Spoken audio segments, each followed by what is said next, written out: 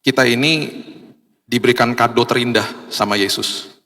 Kadonya itu ada dua hal terjadi. Manusia nggak buka kadonya, jadi nggak pernah tahu isinya apa. Dan yang kedua, ketika dibuka, manusia bilang begini, nggak mungkin lah ini buat saya. Terlalu bagus, terlalu indah, pasti buat orang lain, nggak mungkin buat saya. Itu yang terjadi dengan yang namanya kasih karunia Tuhan. Akhirnya manusia nggak pernah belajar terima. Kita udah bahas berkali-kali bahwa semua yang dikemas dalam bentuk agama pasti akan dimulai dari titik memberi.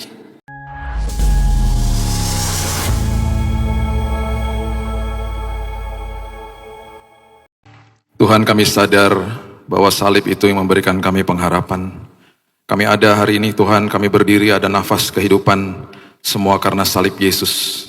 Itu sebabnya kabar baik bagi kami hari ini Tuhan, tidak ada penghakiman, tidak ada lagi penghukuman, tidak ada lagi penuduhan, bahkan kutuk keturunan dihapuskan karena salib Kristus.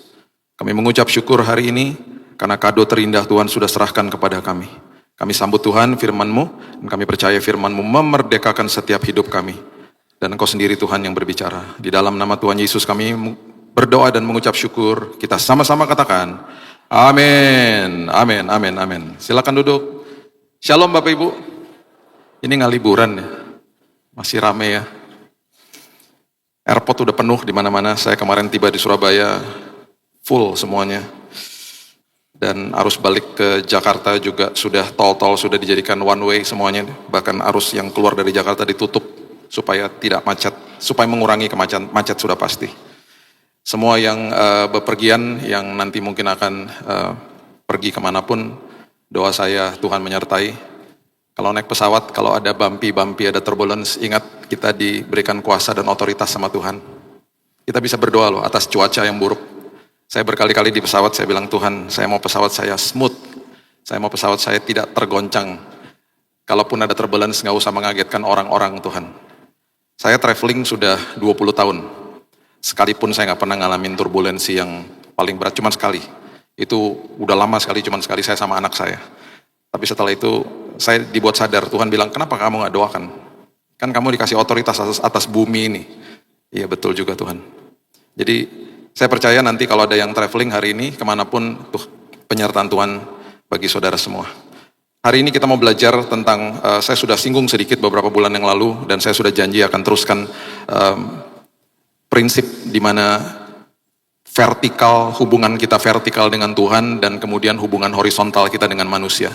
Kalau alurnya salah, semuanya salah. Jadi kita ini diberikan kado terindah sama Yesus. Kadonya itu ada dua hal terjadi. Manusia nggak buka kadonya, jadi nggak pernah tahu isinya apa. Dan yang kedua, ketika dibuka, manusia bilang begini, nggak mungkin lah ini buat saya. Terlalu bagus, terlalu indah, pasti buat orang lain, nggak mungkin buat saya. Itu yang terjadi dengan yang namanya kasih karunia Tuhan. Akhirnya manusia nggak pernah belajar terima. Kita udah bahas berkali-kali bahwa semua yang dikemas dalam bentuk agama pasti akan dimulai dari titik memberi. Karena agama memberi segalanya lah, memberi upaya, usaha dan lain sebagainya. Ketika kita sadar bahwa kehidupan kekristenan itu adalah dimulai dari titik menerima, itu harusnya kita paham banyak sekali contoh di Alkitab yang membuat kehidupan mereka merdeka karena mereka belajar terima dari Tuhan. Pertanyaan berikutnya, belajar terima maksudnya apa sih Pak? Belajar terima tuh begini, sadar bahwa hari ini setelah dia, barusan kita nyanyikan, karena salibnya dosaku diampuni. Karena salibnya terletak di situ sebuah meterai yang dia katakan tetelestai, selesai semuanya. Itu sebabnya Roma 8 ayat 1 mengatakan tidak ada lagi penghukuman di dalam Kristus Yesus. Tidak ada lagi penghakiman, penuduhan, bahkan kutuk keturunan. Tidak ada lagi dalam hidup kita. Kecuali kalau kita mau percaya. Masih banyak orang bertanya sama saya, jadi ini gimana Pak? Ada kutuk keturunan? Gak ada. Kalau kamu percaya sama Yesus, semuanya selesai. Semuanya selesai. Nah itu yang akhirnya orang tidak mau belajar menerima kebaikan Tuhan. Karena dia berpikir masih harus pakai usaha saya supaya saya dilayakkan. Masih harus pakai usaha saya supaya saya dikuduskan. Kita nggak bisa menguduskan diri kita nggak bisa melayakkan diri kita. Itu semuanya diberi, ada price tag-nya, dikasih sama Yesus. Itu sebabnya hari ini harusnya kita sadarnya gini, saya ini hidup taat karena saya sudah dikuduskan. Saya hidup taat karena saya sudah dilayakkan. Jadi ketaatan adalah buah daripada keselamatan yang Tuhan berikan. Ketaatan bukan sebuah upaya untuk mendapatkan sesuatu, tetapi ketaatan adalah buah daripada apa yang sudah kita terima. Jadi itu harus dipahami dengan benar. Apakah nanti ada penghakiman, Pak? Oh, jelas ada. Tetapi itu pun berbeda tahtanya. Itu nanti satu hari lah kita bahas lebih dalam. Untuk orang percaya punya tahta pengadilan Kristus. Untuk orang tidak percaya namanya tahta putih yang besar.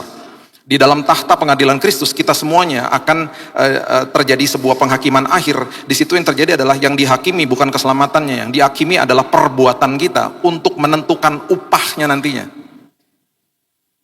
Ada di Alkitab? Ada. Lengkap semuanya. Orang percaya semuanya akan jadi satu di dalam tahta pengadilan Kristus. Diadilinya atau dihakiminya berdasarkan apa yang kita lakukan di bumi ini untuk menentukan upahnya. Udah diselamatkan soalnya. Bukan untuk dihakimi dapat keselamatan atau tidak. Karena sudah terima Yesus dalam hidupnya dia. Udah pasti upah yang terbesar diberikan kepada orang-orang yang martir bagi Kristus. Itu upah paling besar. Dan banyak lagi hal-hal yang lain yang Alkitab sudah siratkan dan tulis untuk kita semuanya. Salah satunya misalnya, memberi kebaikan kepada orang yang tidak bisa membalas kepadamu. Upahmu besar di sorga. Dan masih banyak hal-hal yang lain. Ya. Jadi ini kita harus pahami dulu. Kita harus mengerti, bangun pagi setiap hari, harus sadar bahwa Tuhan terima kasih. Kasih-Mu tanpa kondisi, keselamatan ada di genggaman tangan-Ku Tuhan. Aku sudah pasti dapat keselamatan ini karena Engkau sudah berikan kepada aku. Aku terima Engkau sebagai juru selamat atas hidupku dengan iman, bukan dengan usaha. Jadi secara posisi di awal kita sudah dikuduskan, secara posisi. Namanya positional sanctification, dikuduskan posisi kita. Nah hari ini secara kita hidup ini pembaharuan budi itu namanya progressive sanctification. Setiap hari kita diubahkan, sekolah kehidupan kita udah bahas di bulan yang lalu. Bahwa ada badai dalam hidup ini dan itu adalah sekolah kehidupan, jangan keluar dari badainya. Jangan kabur dari kelasnya, biarkan kelasnya selesai. Biarkan sekolah kehidupan selesai, biarkan kita akhirnya lulus dalam semua aspek kehidupan kita. Udah pasti kita semuanya punya kekurangan dan kelemahan. Ya.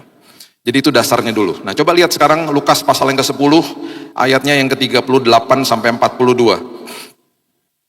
Lukas pasal yang ke-10, ayat 38 sampai 42.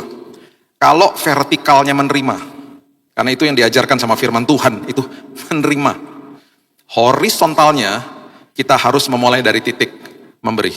Berarti apa? Sesama manusia, kita mulai dari titik memberi, bukan menerima. Kalau menerima berarti kita nuntut dari orang lain. Jadi paham dulu ya. Jadi kalau terbalik bahaya loh. Kalau kita agamawi, kita memberi kepada Tuhan, pasti kosong di sini. Karena nggak belajar terima toh. Ketika kosong, kita kan perlu diisi. Sesama kita akhirnya hubungan horizontal itu kita akan menuntut orang lain untuk memuaskan apa yang kita butuhkan di dalam sini.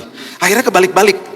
Akhirnya kita punya hubungan sama Tuhannya juga akhirnya tidak bertumbuh, hubungan sesama kita juga akhirnya kita jadi membawa kerusuhan bagi orang-orang di sekitar kita. Itu yang Alkitab katakan, membawa cemar bagi mereka. Ya, jadi ini alurnya harus betul dulu. Aku datang bawa hidup yang berkelimpahan, life that filled with abundance. Itu artinya di dalam sini full. Makanya ya, orang kalau mau menikah, arti kata sepadan, orang banyak yang bilang berarti harus satu agama. Satu agama pun belum tentu sepadan. Sepadan itu berarti dia full dalam Tuhan. Yang satu full di dalam Tuhan, baru dia nikah. Itu sepadan. Jadi satu sama lain gak akan nuntut, bahkan akan memberi. Bahkan dia tidak akan punya prinsip, saya lagi cari orang yang tepat. Gak ada orang yang tepat. Dia akan prinsipnya berubah, saya mau jadi orang yang tepat buat kamu. Karena filled hidupnya. Karena apa? Itu semuanya karena vertikalnya menerima. Ketika Yesus dan murid-muridnya dalam perjalanan, Lukas 10 ayat 38, tibalah ia di sebuah kampung, seorang perempuan bernama Marta menerima dia di rumahnya. Perempuan itu mempunyai seorang saudara bernama Maria. Perhatikan ini, posisinya Maria. Maria duduk dekat kaki Tuhan dan terus mendengarkan perkataannya. Maria duduk di kaki Tuhan dan menerima dari Tuhan. Kalau orang di dalam ranah pelayanan dan agamawi akan bilang gini, ih malas banget sih, layani Tuhan dong, pelayanan dong. Sedang Marta sibuk sekali, ayat 40, melayani. Harusnya kayak gitu, pelayanan dong. Bahkan dikatakan begini, kamu pelayanan supaya kamu diberkati. Ngawur aja. Kamu pelayanan karena terlebih dahulu Kristus telah mati bagi hidupmu. Itu yang benar. Terbalik-balik akhirnya kan. Ia mendekati Yesus dan berkata, Tuhan, tidakkah Engkau peduli bahwa saudaraku membiarkan aku melayani seorang diri? Suruhlah dia membantu aku. Itu adalah sebutan atau pernyataan banyak orang yang tidak mengerti arti daripada menerima dari Tuhan. Kamu begini dong, kamu begitu dong buat Tuhan, kamu begini. Dimulainya dari titik memberi, salah akhirnya. Tuhan menjawabnya, mengatakan begini, Marta, Marta, engkau khawatir dan menyusahkan diri dengan banyak perkara. Perhatikan ini, tetapi hanya satu saja yang perlu. Berarti nggak ada duanya. Yang kedua, Maria telah memilih bagian terbaik. Berarti nggak ada yang lebih baik daripada itu. Yang ketiga, yang tidak akan diambil daripadanya. Apa? Duduk di kakiku dan belajar terima kasih karuniaku. Itu yang Yesus mau. Itu yang Tuhan mau kita lakukan hari lepas hari. Saya sadarkan diri saya kalau bangun pagi, setiap bangun pagi, tadi di kamar hotel juga saya bangun pagi, saya bilang, Tuhan terima kasih buat kasih-Mu yang tanpa kondisi buat hidupku. Terima kasih Tuhan buat kebaikan-Mu yang dahsyat. Setiap hari saya mau sadarkan jiwa dan roh saya. Terima kasih Tuhan buat kasih-Mu yang selalu luar biasa dan tidak pernah sedetik pun Kau tinggalkan aku. Makasih ya Tuhan. Mulai hari dengan sederhana, dengan itu aja. Lihat hidupmu akan mulai berubah nantinya. Kenapa? Setiap hari kita mulai hari dengan belajar menerima dari Tuhan. Langsung kebalik-balik. Marta bilang apa? Pelayanan dulu. Enggak, terima dulu. Makanya seringkali memang di atas mimbar dikatakan begini, ayo Bapak Ibu berikan yang terbaik. Kita bingung berikan terbaik apa? Kita nggak bisa memberikan sesuatu kalau kita nggak punya sesuatu itu. Saya nggak bisa kasih yang terbaik kalau sebelum saya punya yang terbaik. Berarti saya harus terima dulu yang terbaik, full di dalam sini dengan kebaikan Tuhan. Sadar bahwa Dia tidak menghakimi saya. Dia tidak menuduh saya. Ketika saya full dan terima semua itu, akhirnya hidup ini berkelimpahan dan saya bisa memberi. Tanpa disuruh saya akan beri. Yohanes 12 ayat 1 sampai ayat yang ke-7 mengatakan begini. Beberapa hari sebelum Yesus naik ke kayu salib, Dia mampir lagi ke rumahnya Maria. Perhatikan apa yang terjadi. Yohanes 12 ayat 1. 6 hari sebelum Paskah, Yesus datang ke Betania, tempat tinggal Lazarus yang dibangkitkan Yesus dari antara orang mati. Di situ diadakan perjamuan untuk dia. Marta melayani lagi. Sedang salah seorang yang turut makan dengan Yesus adalah Lazarus. Maka Maria, karena terima yang terbaik, gak usah disuruh, dia memberikan yang terbaik. Gak ada yang suruh. Apa yang dilakukan? Dia mengambil setengah kati minyak narwastu murni yang mahal harganya. Lalu ia meminyaki kaki Yesus, menyeka dengan rambutnya, bau semerbak di seluruh rumah itu. Bapak Ibu, minyak narwastu itu mahal. Sampai hari ini mahal. Bapak Ibu yang pernah pergi ke Israel, pernah diajak mungkin ke Mesir, ada beberapa tempat di mana kita bisa diajak dan lihat berapa harganya minyak narwastu. Minyak narwastu, pernah ada botol sekecil ini, teman saya bawa ke rumah saya, tumpah jatuh di lantai saya. Itu seminggu gak hilang baunya. Udah dipel gak hilang. Senang saya, karena bau semerbak. Itu minyak narwastu itu saking mahalnya, dia mempunyai aroma yang luar biasa sebenarnya. Dikasih sama Maria, gak ada hitung-hitungannya sama Tuhan. Pemberian terbaik aku berikan. Lihat apa yang terjadi. Yudas Iskariot, seorang dari murid-murid Yesus yang akan segera menyerahkan dia, berkata, minyak narwastu harusnya ini dijual 300 dinar, uangnya diberikan kepada orang miskin. Dia katakan begini karena memang mahal harganya. Ini adalah pernyataan bahwa yang diberikan sama Maria itu mahal. Hal itu dikatakannya bukan karena ia memperhatikan nasib orang miskin, melainkan karena ia adalah seorang pencuri, sering mengambil uang yang disimpan dalam kas yang dipegangnya. Ini adalah pernyataan bahwa memang minyak itu mahal. Perhatikan ayat 7. Ini amazing. Ada sesuatu yang terjadi. Yesus katakan begini, biarkan Maria melakukan hal ini untuk mengingat hari penguburanku. Saat itu, waktu Yesus mengatakan ini kepada Maria dan ada orang-orang di sekelilingnya, semua pasti tidak sadar atau tidak mengerti apa yang dia sedang katakan. Perhatikan prinsip ini baik-baik.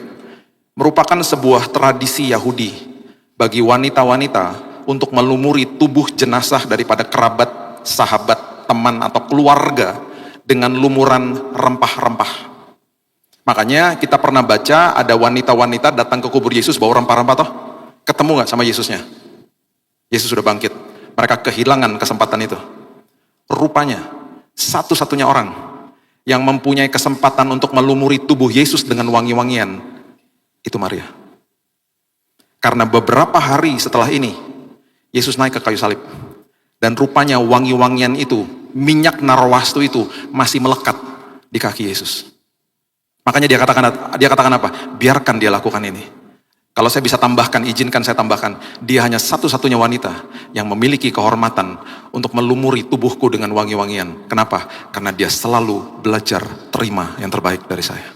Ketika kita belajar terima yang terbaik, kehidupan kita akhirnya jadi kado buat orang lain. Bahkan kita berikan hidup ini untuk Tuhan, gak ada yang suruh. Karena meluap-luap di dalam sini. Beda dengan orang-orang agamawi yang selalu berkutat di dalam semua upaya-upayanya dia. Lukas 18 ayat 18 dan 2 sampai 23 mengatakan begini. Ada dua orang kaya yang berjumpa dengan Yesus. Perhatikan ini. Lukas 18 ayat 18. Ada seorang pemimpin bertanya kepada Yesus, katanya begini, "Guru yang baik, apa yang harus aku perbuat untuk memperoleh hidup yang kekal?" Jawab Yesus, "Mengapa kau katakan aku baik? Tak seorang pun baik selain daripada Allah saja." Mulai dipancing sama Tuhan, sama Yesus. Mulai dipancing, kamu ngomong baik itu maksudnya apa? Kamu paham gak? Bahwa Tuhan itu terbaik atas hidupmu. Kamu jangan lihat saya sebagai manusianya, maksudnya begitu. Tuhan itu baik. Dia mulai ngajarin pelan-pelan. Terus tiba-tiba orang ini ngomong begini, "Engkau tentu mengetahui segala perintah Allah." Yesus katakan, "Jangan berzinah, jangan membunuh, jangan mencuri, jangan mengucapkan saksi dusta, hormati ayahmu dan ibumu." Itu perintah-perintah Tuhan toh. Itu kan kehidupan ketaatan. Perhatikan kata orang ini, "Semuanya telah kuturuti sejak masa mudaku." Dia mulai hubungan dengan Tuhan dari titik memberi. Aku udah lakukan itu. Aku udah kasih semuanya. Aku udah lakukan ini. Aku udah kasih semuanya.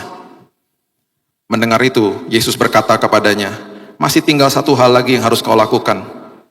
Jual segala yang kau miliki, bagi-bagikan itu kepada orang miskin, maka engkau akan beroleh harta di sorga. Kemudian datang kemari dan ikut aku." Ketika orang itu mendengar perkataan itu, ia menjadi amat sedih sebab ia sangat kaya. Ketika kita mulai dari titik memberi, kita akan kosong di dalam sini. Kita hanya berkutat dengan apa yang kita lakukan di luar. Saya udah gitu. Makanya banyak orang Kristen datang begini. Saya udah doa, saya udah puasa, kok Tuhan gak jawab? Dimulai dari titik memberi, bukan menerima. Orang yang mulai dari titik menerima, gak mungkin ngomong begitu. Saya udah doa, saya udah puasa, selagi saya menunggu jawaban doa, saya diubahkan Tuhan. Saya dapat kekuatan dari Tuhan. Makasih ya Pak, terus dukung doa saya ya Pak. Saya ngalami kebaikan Tuhan luar biasa. Udah dapat jawaban doanya Bu? Pak, belum. Tapi selama saya lagi nunggu jawaban doa, saya udah dipuaskan.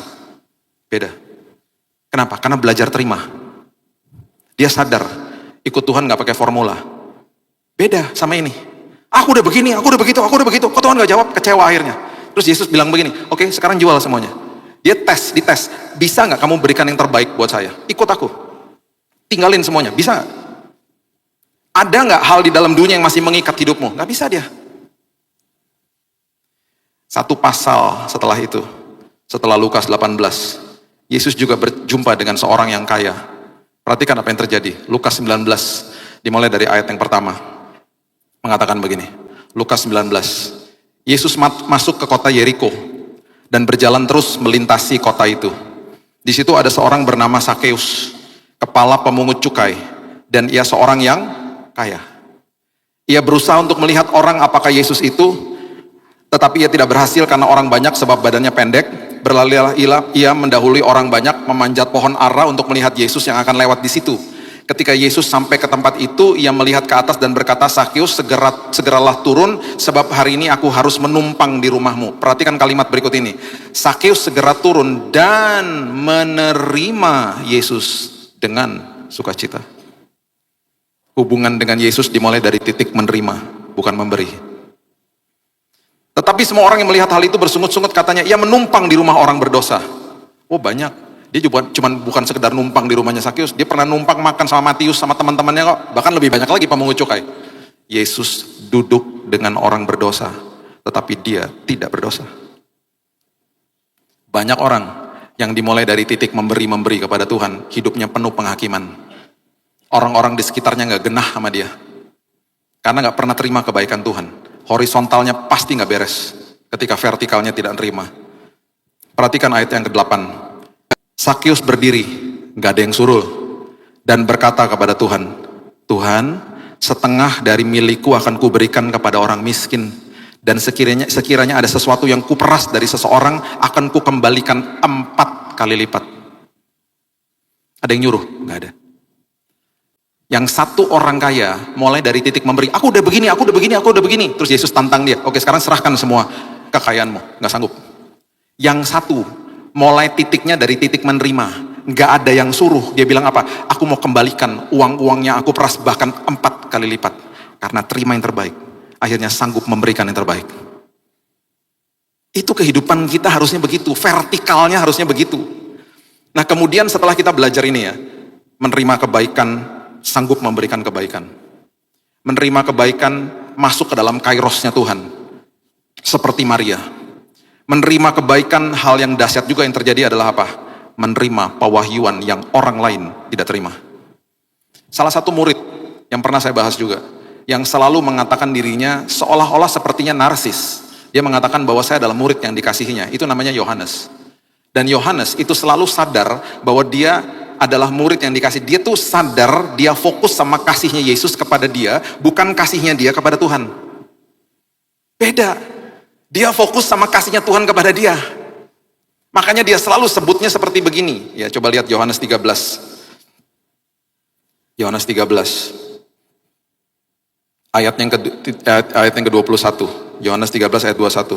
Setelah Yesus berkata demikian, ia sangat terharu lalu bersaksi, aku berkata kepadamu, sesungguhnya seorang di antara kamu akan menyerahkan aku. Dia katakan kepada murid-muridnya, ini salah satu dari kamu akan menyerahkan aku loh. Siapa? Yudas. Murid-murid memandang seorang kepada yang lain, mereka ragu-ragu siapa yang dimaksudkannya. Seorang di antara murid Yesus, perhatikan ini, yaitu murid yang dikasihinya. Ini Yohanes nulis buku Yohanes. Dia nulis dirinya, dia gambarkan dirinya, bukan begini. Seorang di antara murid Yesus, yaitu saya, yaitu aku. Dia kan lagi nulis bukunya dia sendiri. Dia tidak sebut dirinya seperti itu. Dia sebut dirinya murid yang dikasihinya. Bayangin kalau Bapak Ibu ketemu sama saya, terus kita kenalan gitu. Halo, apa kabar? Terus orang itu nanya, mas, siapa namanya? Saya Billy, murid yang dikasihi Tuhan. Orang kan ngomong gini, ini orang apa? Kenapa ini orang ya? Itu Yohanes. Dia kalau perkenalkan dirinya adalah saya murid yang dikasihi. Bukan narsis. Dia fokus sama kasihnya Yesus kepada dia. Perhatikan apa yang terjadi. Murid ini yang dikasihinya bersandar dekat kepadanya di sebelah kanannya. Dia dekat sekali memang sama Yesus. Dia adalah satu-satunya murid yang mengatakan ini tentang dirinya. Kepada murid itu, kepada Yohanes, Simon Petrus memberi isyarat dan berkata, Simon Petrus kan kepo orangnya. Udah gitu kan dia selalu apa? Fokus sama kasihnya kepada Tuhan. Oh aku nggak mungkin nyangkal dia, oh, aku nggak mungkin lakukan gitu. Nyangkal akhirnya. Karena fokus kepada kasihnya kepada Tuhan. Fokus kepada memberi, bukan menerima. Petrus bilang begini, tanyain dong siapa yang dimaksudkannya. Dia nggak paham, dia nggak tahu. Murid yang duduk dekat Yesus itu berpaling dan berkata kepadanya, Tuhan siapakah itu? Satu-satunya murid yang dapat bocoran. Siapa yang nanti akan menyerahkan Yesus? Itu cuma Yohanes. Jawab Yesus, dialah itu yang kepadanya aku akan memberikan roti sesudah aku mencelupkannya. Sesudah berkata demikian, yang mengambil roti, mencelupkan, memberikan kepada Yudas, anak Simon Iskariot. Orang yang belajar terima. Dapat pewahyuan yang orang lain gak dapat. Yohanes, satu-satunya murid yang tidak mati martir. Dia kabur dari sebuah penggorengan yang besar.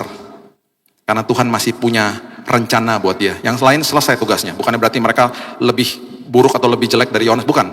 Waktu mereka sudah selesai. Mereka mati martir. Mereka upahnya besar di sorga. Yohanes, Tuhan masih punya atau membutuhkan dia. Dia kabur ke Pulau Patmos. Di situ dia yang menulis buku Wahyu. Dapat pewahyuan lagi dari Tuhan. Bahkan buku Wahyu itu banyak yang belum terjadi. Dia sudah tulis ribuan tahun yang lalu. Nubuatan demi nubuatan yang akan terjadi. Banyak sekali hal-hal yang bisa dipelajari di situ. Siapa yang dapat itu? Yohanes. Dan Yohanes adalah satu-satunya murid yang memberanikan diri berdiri di depan kayu salib. Semuanya kabur. Karena mereka ketakutan. Mereka bisa ditangkap juga dan dibunuh sebagai pengikut Kristus. Oh, dia gak peduli. Dia memberikan yang terbaik. Karena dia sudah terima yang terbaik. Yohanes 19 ayat 26 dan 27 mengatakan begini. Yohanes 19 ayat 26 dan 27. Ketika Yesus melihat ibunya dan murid yang dikasihinya. Siapa? Yohanes. Dia lagi cerita. Dia berdiri di depan kayu salib. Dengan ibu daripada Yesus. Dengan Maria. Di sampingnya berkatalah ia kepada ibunya, "Ibu, inilah anakmu." Kemudian kata Yesus kepada muridnya, kepada Yohanes, "Inilah ibumu." Dan sejak saat itu, murid itu menerima dia di dalam rumahnya. Maria tinggal dengan Yohanes setelah Yesus mati di kayu salib. Dan Yohanes tidak pernah memulai atau menulis bukunya dengan kelahiran Yesus. Dia mendapatkan pewahyuan yang lebih daripada yang lain. Makanya Injilnya Yohanes itu bukan sinoptik gospel. Matius, Markus, Lukas itu serupa, namanya sinoptik. Injil sinoptik serupa. Karena Tuhan juga tahu itu sudah ditulis sama mereka. Tuhan memberikan pewahyuan yang berbeda. Yohanes 1 ayat 1 mengatakan, pada mulanya adalah firman. Bahkan Yohanes menuliskan sebuah pewahyuan yang terjadi sebelum Kejadian 1 ayat 1. Rich dalam hidupnya. Karena sebuah hal yang sangat sederhana, menerima kebaikan Tuhan. Coba lihat sekarang ya. Kalau vertikalnya betul, belajar terima, horizontalnya, selalu firman Tuhan katakan, jadi hamba buat orang lain. Gak pernah firman Tuhan ajarkan untuk belajar terima dari orang. Oh, gak pernah. Berikan kebaikan, dan ketika orang itu gak bisa balas, hatimu dia buat berbahagia, upahmu besar di sorga. Selalu pengajaran firman Tuhan, apa yang Yesus ajarkan ketika hubungan horizontal, belajar dari titik memberi, bukan menerima. Makanya firman Tuhan ajarkan begini, coba lihat ya. Yohanes 13 ayat 34, coba lihat ya. Yohanes 13 ayat 34. Aku memberikan perintah baru kepada kamu, yaitu supaya kamu saling mengasihi. Sama seperti aku telah mengasihi kamu, demikian pula kamu harus saling mengasihi. Jadi saling mengasihi itu karena terlebih dahulu Kristus telah mengasihimu. Berarti apa? Belajar terima toh kasihnya Tuhan, penuh dengan kasih Tuhan di sini, baru bisa memberi, baru bisa saling mengasihi. Ada hubungan saling. Kita nggak bisa saling mengasihi, kita nggak bisa mengasihi kalau kita nggak pernah ngalami kebaikan Tuhan. Jadi hubungan horizontal itu selalu dimulai dari titik memberi. Roma 12 ayat 10. Roma 12 ayat 10. Hendaklah kamu saling mengasihi sebagai saudara dan saling mendahului dalam memberi hormat. Jadi kalau ada orang yang bersalah sama kita, kalau the next time kita ketemu sama dia di tempat umum, kita harus mendahului menyapa dia. Orang dunia bilang apa? Ya kamu bodoh dong, udah tahu tuh orang nyakiti kamu. Nggak bisa, firman Tuhan ngasih tahu, saya harus menyapa dulu, mendahului dalam memberi hormat. Orang seperti itu tidak akan sanggup mendahului dalam memberi hormat kalau hidupnya nggak pernah ngalami kasih Tuhan toh. Mana bisa lakukan ini? Kalau kebalik-balik, vertikalnya memberi kosong toh di sini, mana bisa? Horizontalnya akhirnya nuntut. Makanya timbul istilah-istilah seperti saya lagi menunggu orang yang tepat dalam hidup saya. Kaum jomblo.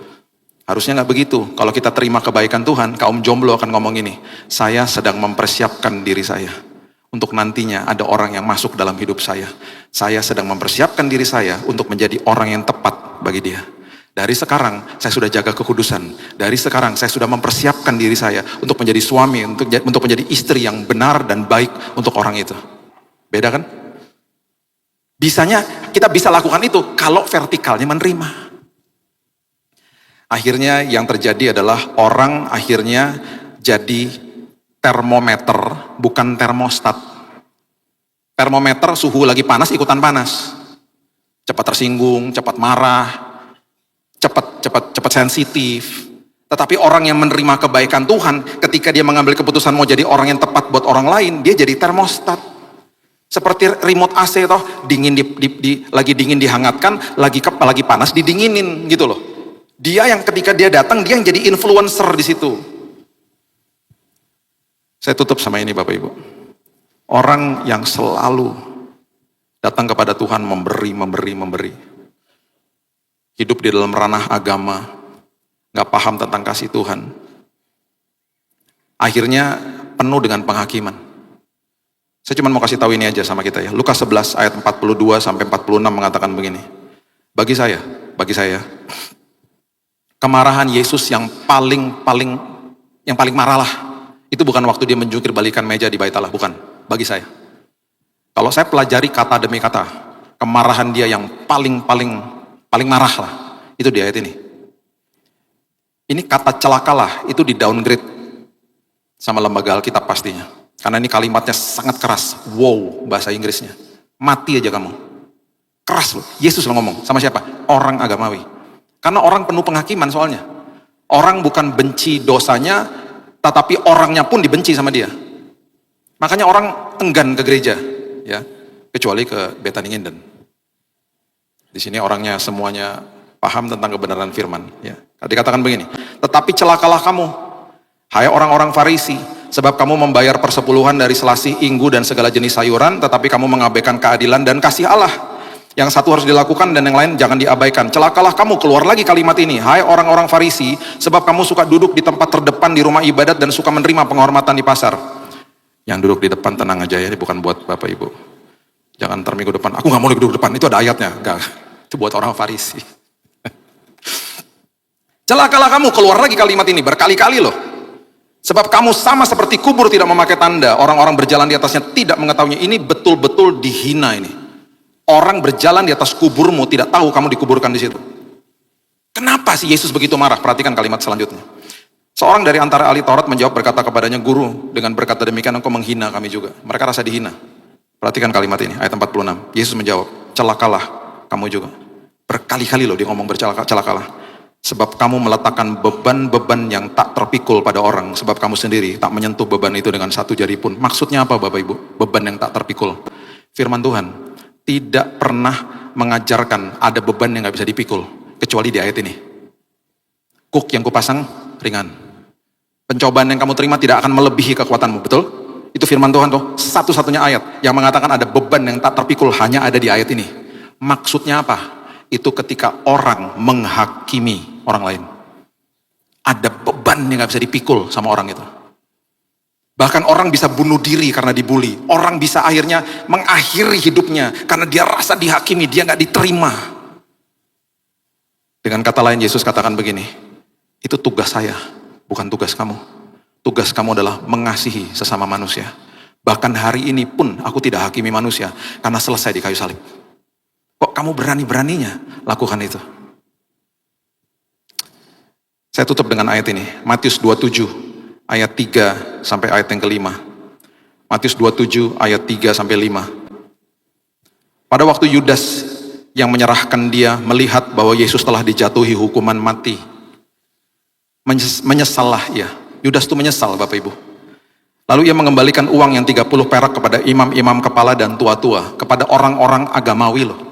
Orang-orang yang harusnya mengerti toh firman. Makanya Yesus tentang mereka. Karena hidupnya mereka begitu, hanya show off aja. Gak menghidupi firman. Dan berkata, aku telah berdosa. Ini Yudas lo ngomong loh. Minta pertolongan. Karena menyerahkan darah orang yang tak bersalah. Perhatikan jawabnya mereka apa. Apa urusan kami dengan itu? Itu urusanmu sendiri. Perhatikan apa yang terjadi. Ia pun melemparkan uang perak ke dalam bait suci. Lalu pergi dan menggantung diri. Banyak orang hidupnya gak beres. Karena dihakimi sama orang lain. Yudas loh, istilahnya mau bertobat kan, nyesel sama orang dikatakan di bait Allah loh. Apa urusannya? Itu urusan kamu, urus sendiri sana. Pertanyakan itu kepada diri kita, mulai dari keluargamu sendiri. Sebagai penutup saya mau berikan ini pesan kepada bapak-bapak, semua yang hadir di sini. Instruksi pertama firman Tuhan itu tidak diberikan kepada seorang wanita. Itu diberikan kepada seorang pria untuk tidak makan buah pengetahuan baik dan jahat. Berarti salah satu fungsi daripada pria yang sangat luar biasa itu adalah mengajar dan memberi contoh kepada anak-anaknya isi hati Bapa di sorga. Makanya saya selalu katakan Bapa itu pembawa identitas, ibu pembawa kehangatan di dalam rumah. Makanya orang yang fatherless, orang yang tidak memiliki figur Bapa yang baik, hidupnya pasti sering cemburu, insecure, obsesif, posesif. Pasti begitu. Dulu waktu saya masih ada waktu konseling, sekarang saya udah gak terima lagi karena waktu ya. Dulu ya, setiap kali orang datang kepada saya sama istri saya, hal pertama yang saya selalu tanya kepada siapapun yang mau nikah, saya selalu tanya gini, hubungan kamu sama bapakmu seperti apa? Banyak yang ngomong begini, apa hubungannya?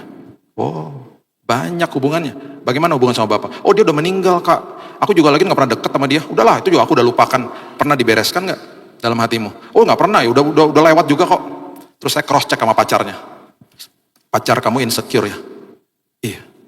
Dikit-dikit telepon ya, cemburuan, obsesif, posesif. Iya. Kok kakak tahu? Oh iya. Itu roadmapnya begitu kok. Makanya terima kebaikan Tuhan. Orang yang gak terima kebaikan Tuhan membuat rusuh kepada orang sekitarnya. Alkitab katakan orang yang menyimpan akar kepahitan membuat cemar atau mencemari orang di sekitarnya. Selalu gak ada yang telat di hadapan Tuhan. Kalau engkau gak pernah bereskan sama Bapamu, bereskan hari ini. Supaya orang di sekitarmu, keturunanmu tidak dicemari dengan ulahmu. Papa saya digebukin sama bapaknya, sama opa saya. Opa saya tentara kenil. Ditelanjangin. Diselubungi sama semut merah di kampungnya dia di Tomohon di Manado. Dan waktu dia cerita itu saya bilang gini, kok papa gak pernah pukulin mama? Kan papa digebukin, disiksa KDRT itu sama papanya dia itu tentara kenil di Manado dulu. Oh dia bilang begini, tahun 66 sebelum saya nikah sama mama kamu, saya serahkan di altar Tuhan. Saya tinggalkan sampah hidup saya yang lama, supaya ketika saya masuk ke dalam keluarga saya tidak bawa sampah. Dia adalah Bapak yang luar biasa, memberikan identitas yang dahsyat kepada saya, yang saya turunkan kepada anak-anak saya. Jangan bawa sampah dari masa lalu. Belajar terima kebaikan Tuhan, supaya kita nggak mencemari hidup orang lain. Saya tutup sama kisah nyata ini.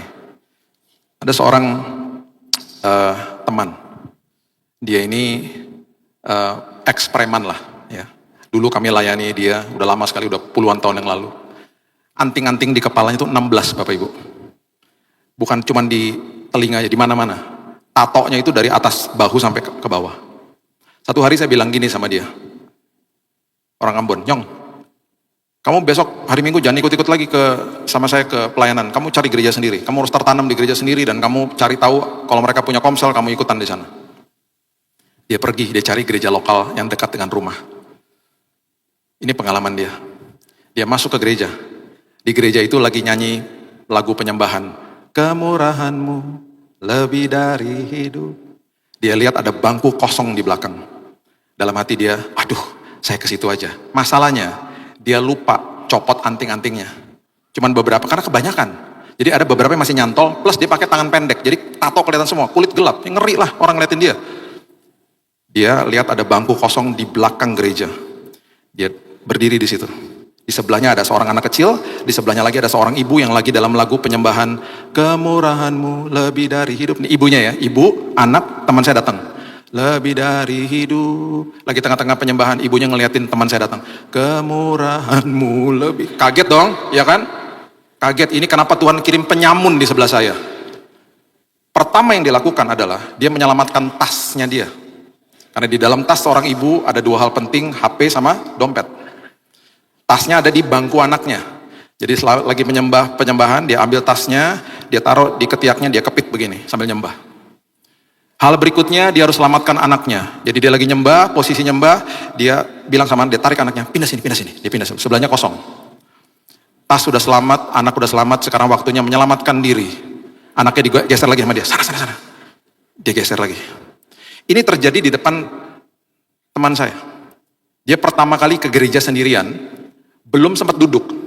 Dia ngelihat tas pindah, anak pindah, ibu pun pindah. Dia bingung, kenapa ya? Akhirnya dia sadar, oh ini karena saya.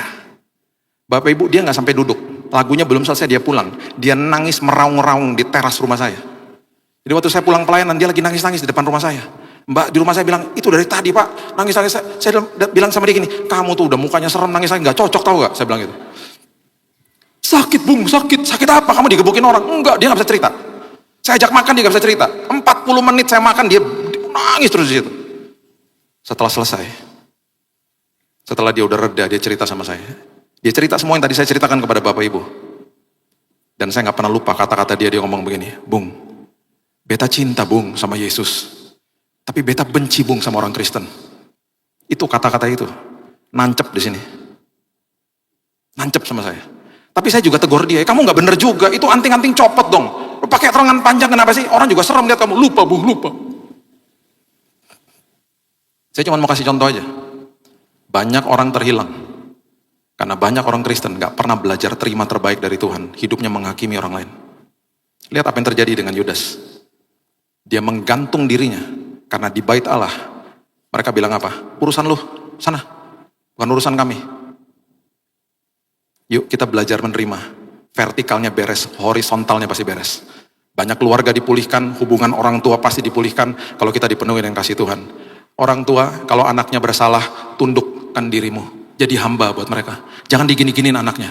Rangkul mereka. Anak-anak saya sejak kecil saya rangkul, saya bilang gini, apa yang saya bisa perbuat supaya kamu gak lakukan itu lagi. Mereka langsung mikir apa? Wah, papa saya tidak berseberangan sama saya. Papa saya sayang sama saya. Yang terjadi mereka bertumbuh di dalam kasih karunia Tuhan. Jangan gini-giniin orang. Rangkul mereka. Rangkul anakmu. Pemulihan dengan anakmu. Lihat, engkau akan lihat keturunan yang luar biasa. Teman saya bebas dari narkoba karena dirangkul sama papanya, bukan digini-giniin. Dia bilang, saya nggak pakai rehab, Bill. Saya tiap hari mabok pulang ditemenin sama papaku. Ditemenin tidur sama dia, dibisikin firman Tuhan sama dia, diusap kepalaku. Dia bilang, nah udah nak, Yesus sayang sama kamu. Aku bebas narkoba, Bill, karena aku terima kebaikan Tuhan di dalam sini. Aku lihat Yesus dalam hidupnya dia. Kamu rehab? Nggak pakai rehab. Aku ambil keputusan sendiri akhirnya. Aku mau tinggalin semuanya. Karena aku lihat Yesus dalam hidupnya dia. Vertikalnya menerima, horizontalnya memberi. Hidup kita pasti penuh kemenangan. Berikan tepuk tangan kita untuk Tuhan kita. Bapak yang baik, terima kasih buat hari ini. Biarkan firman ini Tuhan merasuki kehidupan kami. Supaya kami mengerti betapa besar dan dalamnya kasih-Mu kepada kami. Ajari kami supaya kami mengerti salib itu Tuhan. Pengorbanan-Mu yang dahsyat. Ajar kami supaya kami belajar menerima kebaikan Tuhan hari lepas hari. Yang tanpa kondisi. Supaya dalam hidup kami ini penuh Tuhan dengan kebaikan-Mu. Mungkin kami kemarin buat salah. Tapi firman Tuhan selalu mengatakan Roh Kudus menginsafkan kami, bukan menuduh kami. Kalau sampai ada suara-suara yang menuduh karakter kami itu, kami tahu itu bukan suara Tuhan, itu suara iblis. Itu sebabnya hari ini Tuhan kami mau menyadari hidup kami. Bahwa Engkau baik, Kau dahsyat, Kau luar biasa. Makin kami terima kebaikan Tuhan, makin akhirnya hidup kami penuh dengan kelimpahan kebaikan. Yang akan kami berikan tanpa disuruh Tuhan. Kami melayani Tuhan. Karena terlebih dahulu Kristus telah mati bagi kami. Kami berbuat baik kepada orang lain. Bahkan kepada musuh kami. Karena terlebih dahulu Kristus telah mengasihi kami. Terima kasih Bapak yang baik. Kami serahkan hidup kami, masa depan kami dalam tangan Tuhan. Hanya di dalam nama Tuhan Yesus kami sudah berdoa dan mengucap syukur. Kita sama-sama katakan amin. Tuhan berkati.